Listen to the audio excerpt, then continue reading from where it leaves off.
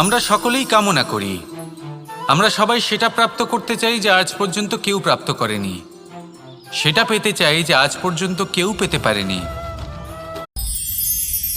মানুষ তার জীবনে দুই ধরনের পরিস্থিতিকে খুব ভয় পায়।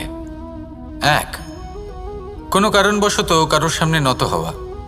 দুই,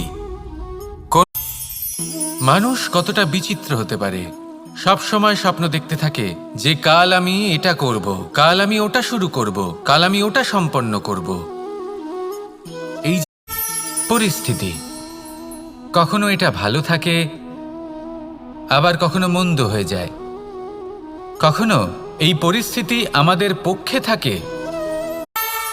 কথায় আছে, যখন আপনি যুদ্ধক্ষেত্রে দাঁড়িয়ে, তখন শত্রুকে পিঠ দেখিয়ে পালিয়ে যাওয়া বা পিছু হটে যাওয়া অত্যন্ত অনুচিত যুদ্ধনীতি।